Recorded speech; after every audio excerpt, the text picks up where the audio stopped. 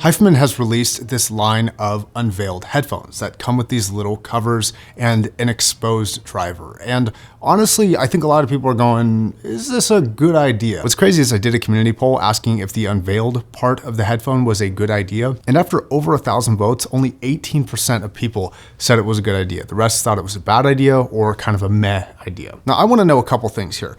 One, is this actually good for sound, or is this all just marketing? Is there a reason to do this, or is this just for appearances?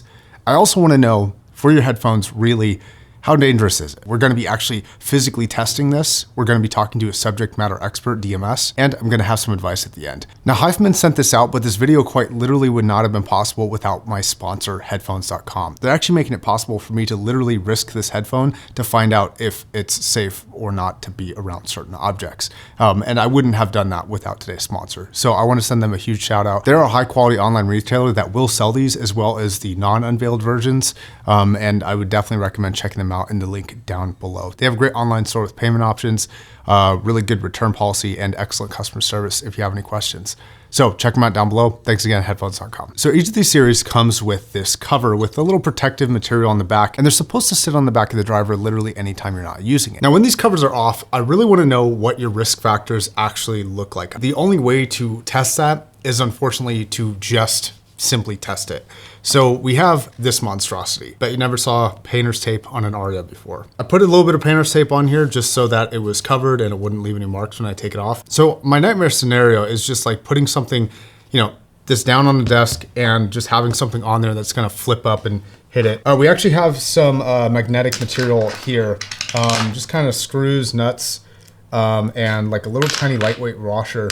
And I really just wanna know exactly how close it can get without being a problem. And so I guess we'll just test it. I think that this will actually be relatively okay.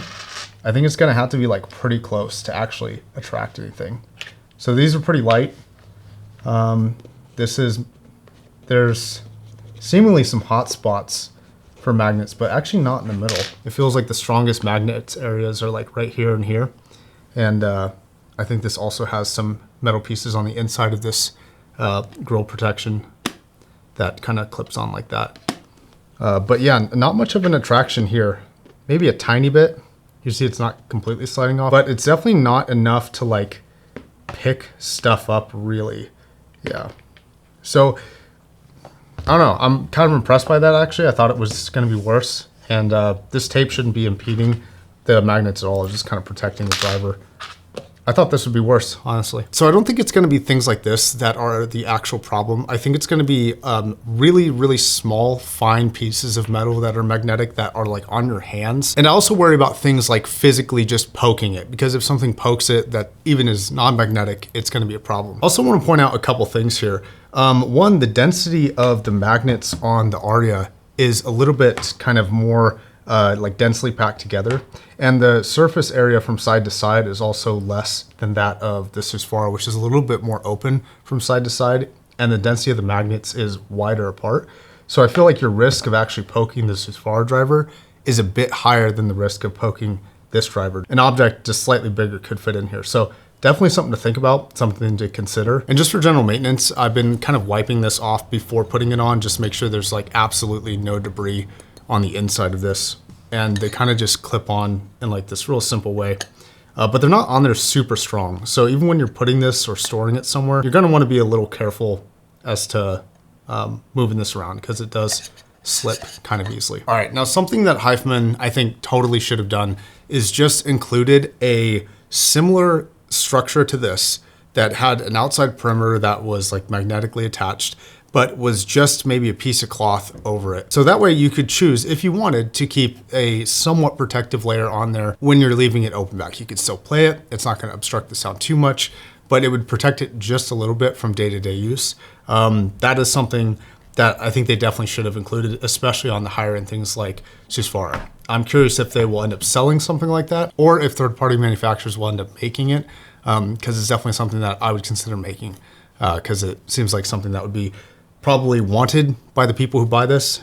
And something that I would personally invest into. Now, my buddy DMS actually has a bit of history with things like this. One, he used to work for Abyss, which is a planar magnetic company, and he also owns his own headphone manufacturer that has an exposed driver, though it's a dynamic. So as of right now, I'm not aware of a better person suited to actually analyze the benefits and drawbacks of a design like this. I want to thank him for coming on, and here's that bit of the interview. So you have a bit of history with building your own headphone company.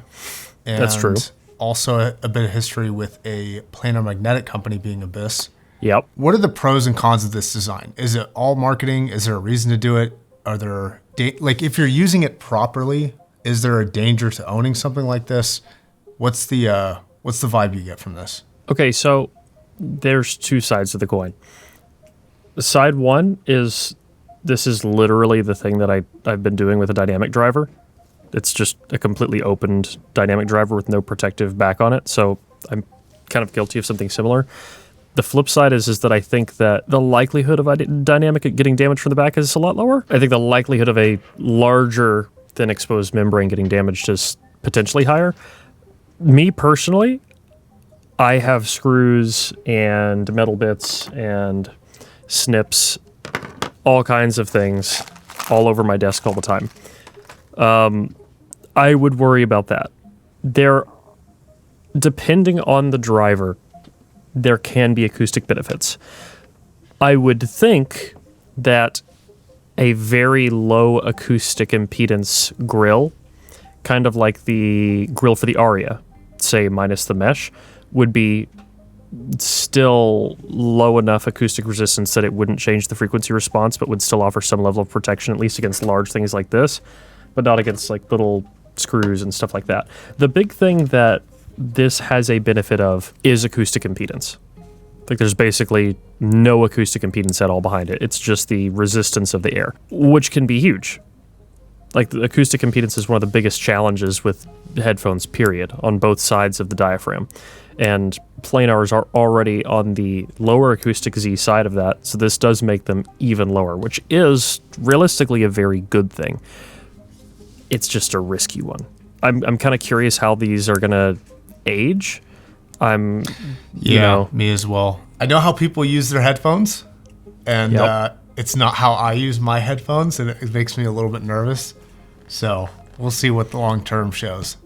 This is why I like closed backs. They just survive longer in my environments. It's kind of an interesting move from a company that already, I feel like, battles some issues with like known for being reliable.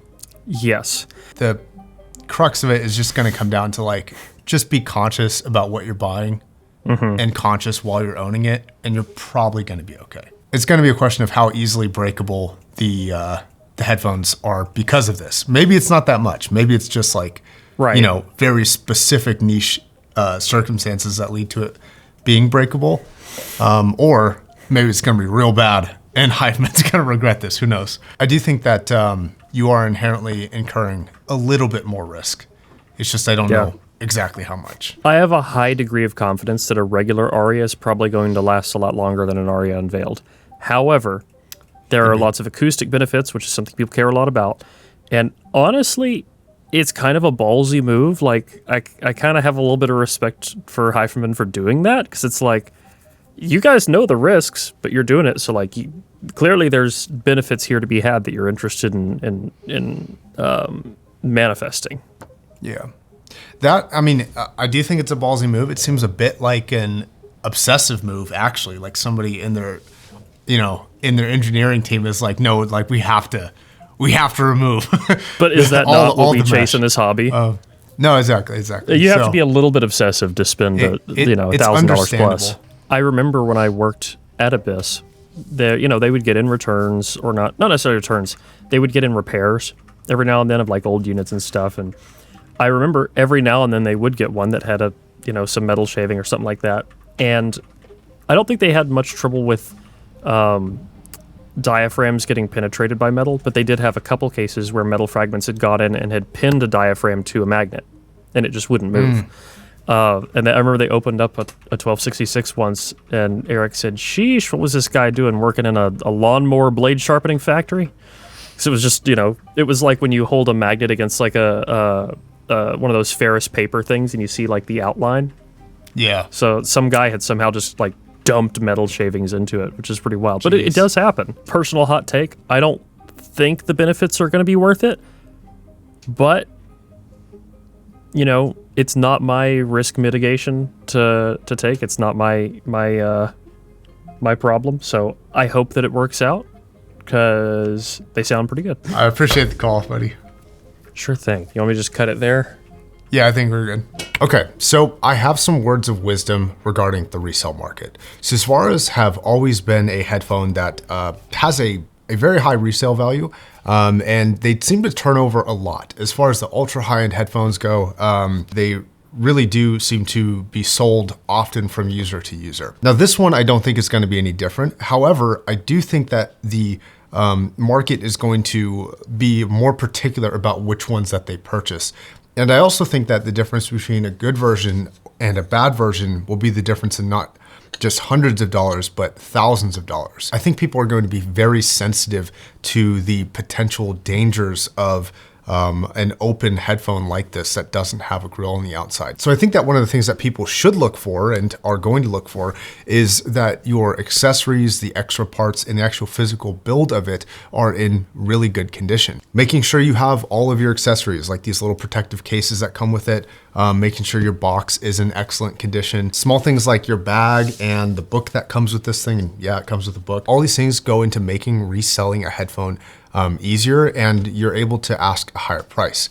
If you're missing things like the covers, like I don't think anybody should buy it if you're missing the covers. Also, if these things are just scuffed or scratched, I think people are going to be a little nervous about buying your particular Hifiman Unveiled, and I think that they should be. Now, unlike most headphones, you can lose some accessories and you'll probably have relatively similar resale value to somebody with all the accessories, maybe a couple $100 difference. I think that working versions of this that are just in sort of rough condition are probably going to be in the $3,000 range, maybe even less, depending on how bad the actual physical build is.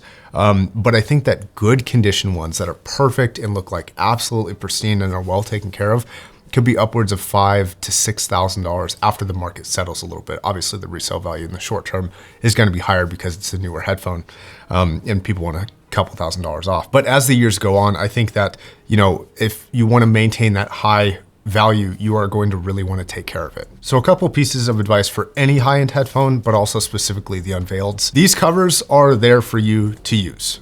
You want to put this on literally anytime you are not using it. That will protect the driver. It's going to be less susceptible to problems while you're wearing it because you're wearing it and it's playing, and it's going to be harder for dust to settle on a moving driver. But once it's sitting, that could be a problem over time. I don't know for sure, but it could be. So I would use the covers, obviously. The rest of the accessories, put them in a box, don't touch it. Just put it in a corner somewhere. Don't mess with it. Don't take it out often. Just let it sit there and look, you know, perfect and pristine. That way, if you do go to resell this, you'll get yourself back a few more $1,000s potentially. You may think this is common sense, but surprisingly it's not. All right, now my honest advice for the market of buying and selling these used. I think that the room for user error and the way that some people treat their headphones, if I see any red flags on these, I'm probably not going to buy it used. Simple fact, even if it feels like a good deal, I just feel like the damage potential with an open driver is high enough. And as a buyer myself from the used market, this headphone would make me quite nervous to buy. And for potential buyers of this on the used market, I would get a close-up picture of the driver as a requirement. I would not buy it without a physical picture of the outside of both ear cups to make sure that it's not punctured and there's nothing weird sitting in there that's going to rattle or anything like that. And I would be pretty particular about it, as you should be for the asking price.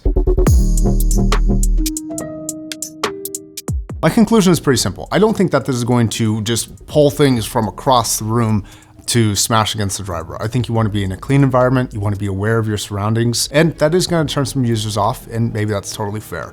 You're definitely incurring more risk, obviously, but I think that for a responsible adult, I would personally have no problem owning this myself, just because I am meticulous in my care for the things that I own. If you're somebody who's a little bit more haphazard, I would probably stay away from this. Now, this is gonna be sort of the introduction video to this series of reviews. Let me know what your thoughts are in the comment section down below. Was this worse or better than you thought?